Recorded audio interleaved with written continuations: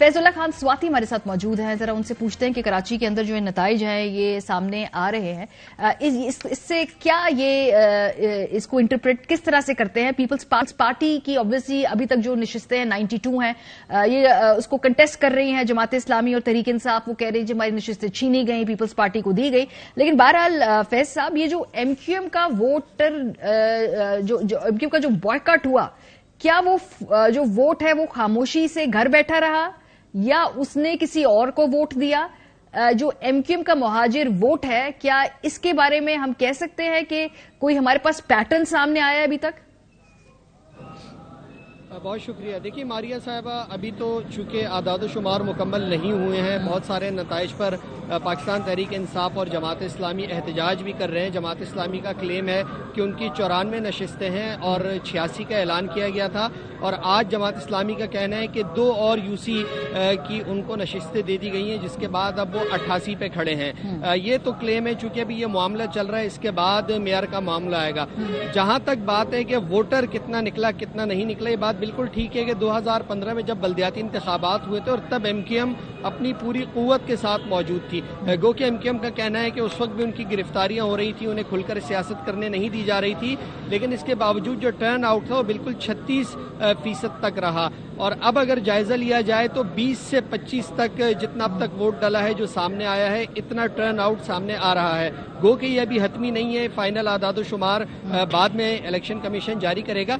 लेकिन देखिए, जिला वस्ती और जिला शर्की, यहाँ रहने वाले और यहाँ की जो प्योर आबादी है वो अक्सरियत की आबादी उर्दू स्पीकिंग आबादी है। और अगर बाइकॉट को एक तरफ रखें, यहाँ के मसाइल देखें, तो जिला वस्ती खास तौर पर निहायत बदतरीन सूरत हाल का शिकार है।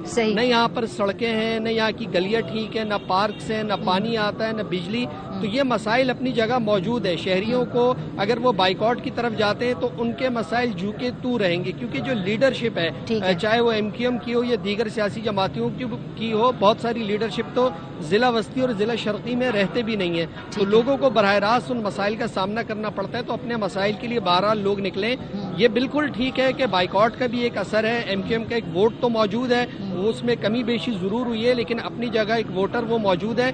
लेकिन उससे हटकर अगर एमक्यूएम का वोटर नहीं निकला तो जिला शर्की जिला वस्ती में बहरहाल मुहाजिर वोटर निकला और उसने हाफिज नईमुर रहमान पर एतमाद किया, उन्हें वोट दिया। जिला वस्ती में तो जमात इस्लामी ने तकरीबन क्लीन स्वीप किया है और जिला शर्की में भी अक्सरियती जमात बनकर सामने आई है। सो एमक्यूएम के बॉयकॉट का जो बराह रास्त फायदा बज़ाहिर जमात इस्लामी को हुआ है इन दो जो इलाकों में। एक और बात, ये जो बॉयकॉट है, ये लोगों ने ये वो लंदन वाला बॉयकॉट किया है या ये पाकिस्तान वाली जो जमात ने बॉयकॉट कहा था ये वो किया? ये किस बॉयकॉट का असर है जो ये कराची के इलेक्शंस में नजर आया?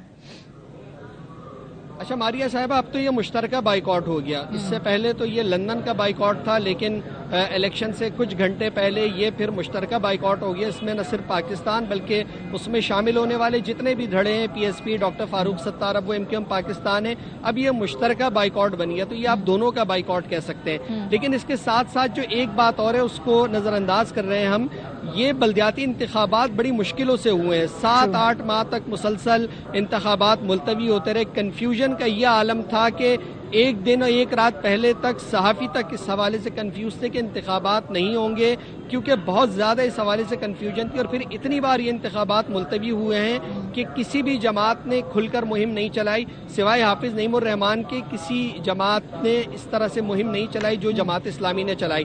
तो तमाम लोग इस पर कंफ्यूज रहे, किसी को यकीन नहीं था कि ये इंतखाबात होंगे। मुत्तहिदा कौमी मूवमेंट ने तो 246 नशिस्तों पर पूरे उम्मीदवार भी खड़े नहीं किए थे। अब ये उनकी क्या स्ट्रेटेजी थी? या उन्हें यकीन था कि इंतखाबात नहीं होंगे, या उन्हें यकीन दहानी करा दी गई थी? तो जो भी हुआ तो उसका एक असर ये निकला कि आखिर वक्त तक कंफ्यूजन रही। और उसके बाद जब ये इलेक्शन हुए तो एक तरह से ये सरप्राइज था कराची वालों के लिए, क्योंकि वो इलेक्शन जो गुज़श्ता 7-8 माह से नहीं हो रहे थे और उनके लिए कोशिशें हो रही थी, फिर वो अचानक ऐलान हुआ कि अब वो इंतखाबात होने जा रहे हैं। तो इन सब चीज़ों को भी असर पड़ा। और इसके साथ साथ एक चीज़ उसको भी नज़रअंदाज नहीं करना चाहिए, टर्न आउट बहरहाल कम था। और इससे हम ये नतीजा भी अखज़ कर सकते हैं कि लोगों का निज़ाम के ऊपर से एतमाद उठ रहा है, क्योंकि जिस तरह धांधली के इल्ज़ामात सामने आते हैं, फिर मेयर के इख्तियारात का मामला होता है, तो बहुत लोगों की अक्सरियत ये भी समझती है कि उनका वोट ज़ाया चला जाता है, फर्क नहीं पड़ेगा। एक और चीज जो मैं देख रही हूँ, एक चीज मैं फैजुल्ला और देख रही हूँ कि टीएलपी اگر ہم دیکھیں اوور آل تو جو باقی قومی اسمبلی کے انتخابات ہیں اس میں ٹی ایل پی بڑا سیریس چیلنجر ہے. اگر وہ نشست جیتتے بھی نہیں ہیں تو بڑا ٹھیک ٹھاک ووٹ توڑ کے ہروا بھی دیا کرتے ہیں ایک اور تگڑے کینڈیڈیٹ کو. سو یہاں پر تو خالی 2 نشستیں ہیں ٹی ایل پی کی, تو اس کو ہم کیا سمجھیں؟ کیا ٹی ایل پی کا ٹرینڈ جو ہے وہ تھوڑا نیچے آیا ہے, یا ان نتائج سے ہم اخذ نہیں کر سکتے؟ قومی اسمبلی بالکل ایک ڈفرینٹ بال گیم ہوتی ہے. اچھا, ٹی ایل پی کا معاملہ یہ رہا کہ اس نے ضمنی انتخابات میں ٹف ٹائم بھی دیا. اس کا کراچی کے مختلف پاکٹس میں ووٹ ضرور ہے, لیکن وہ جیتنے کی پوزیشن میں شاید اس طرح سے نہیں ہے. اگر وہ کسی کے ساتھ اتحاد کرتے ہیں تو ضرور اس کو فائدہ پہنچا سکتے ہیں, اور ان کی وجہ سے نقصان بھی ہوتا ہے. ایک بات یہ بھی یاد رکھنے کی ہے کہ ٹی ایل پی کا بنیادی ووٹر جو ہے زیادہ تر وہ اردو اسپیکنگ ووٹر ہے. یعنی یہ وہ ووٹر تھا جو پہلے متحدہ قومی موومنٹ کو پڑھتا رہا, اس کے بعد جو سنی تحریک وغیرہ ہے اس کے پاس تھا, اور اب یہ کنورٹ ہو کے لبیک کے پاس آ گیا ہے. لیکن یہاں پر ان کا ٹرن آؤٹ بھی کم رہا, اور اس کی ایک وجہ یہ تھی کہ کراچی میں ان کی مہم بالکل بھی دکھائی نہیں دی. بالکل آخر میں آ کر انہوں نے کچھ مہم چلائی, اور بعض ذرائع کا یہ بھی کہنا ہے کہ کچھ قیادت کے حوالے سے اختلافات بھی تھے, جس کی وجہ سے تنظیم اتنی مؤثر ثابت نہیں ہو سکی کہ وہ الیکشن کیمپین چلا سکتی. وہ بھی انتخابات سے بالکل آخری ہفتے میں انہوں نے اپنی مہم چلانے کی کوشش کی, لیکن اس کا وہ مومنٹم نہیں بن سکا, جس کی وجہ سے انہیں نقصان بھی ہوا. اور پھر بلدیاتی انتخاب کے حوالے سے لبیک کے پاس کوئی کراچی والوں کے لیے پیغام نہیں تھا. یعنی یہ قومی سطح پر تو وہ ایک مذہبی بیانیہ لے کر چلتے ہیں, لیکن کراچی کے مسائل مختلف ہیں, بلدیاتی ایشوز اور ہوتے ہیں.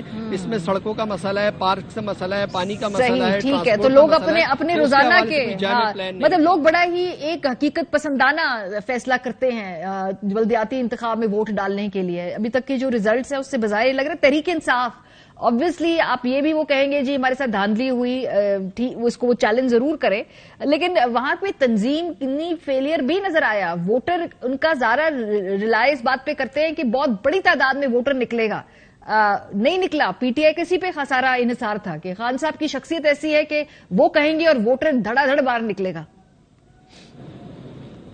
پی ٹی آئی کے ساتھ یہی معاملہ رہا. پی ٹی آئی کا کلی انحصار جو ہے خان صاحب کے اوپر ہے, ان کی شخصیت کے اوپر ہے, اور وہ لوگوں کو اس طرح سے متحرک نہیں کر سکے. پی ٹی آئی آخری دن تک یہ اعلان نہیں کر سکی کہ اس کا میئر کون ہے. اتنے عرصے میں ان کی جو کراچی میں جو بھی مہم چلتی رہی وہ ریجیم چینج کے خلاف تھی, وہ قومی سطح کا بیانیہ تھا. کراچی اگنور ہوا کہ کراچی کے لیے وہ کیا کریں گے. کچھ بیانات ضرور آئے لیکن لوگوں نے اس کو اگنور کیا. دراصل یہ وہ گیپ تھا جس کو حافظ نعیم الرحمان نے فل کیا. ان کا نیریٹو پچھلے کئی سال سے کراچی پر ہے, وہ بالکل توجہ انہوں نے کراچی پہ دی ہوئی ہے. جتنے بھی کراچی کے ایشوز ہیں, کہ الیکٹرک ہو گیا, نادرا کا معاملہ ہو گیا, پانی کا معاملہ ہو گیا, سڑکوں کا معاملہ ہو گیا, اس کے ساتھ بارشوں میں جو انفراسٹرکچر کا ایشو ہے, اسنیچنگ ہو رہی ہے, تو وہ بالکل ان کی جو تحریک تھی وہ فوکس تھی, تو اس لیے ان کو نتیجہ ملا. پی ٹی آئی کا اس حوالے سے ابہام رہا, وہ بھی پوری تیاری میں نہیں تھے. اور پھر اس کے بعد یہ آج جو یہاں احتجاج پی ٹی آئی کے لوگ کر رہے ہیں, جہاں وہ الیکشن کمیشن کے خلاف کر رہے ہیں, وہاں ویسٹ میں پی ٹی آئی کی سندھ قیادت کے خلاف بھی بڑا احتجاج ہوا ہے. یہاں پر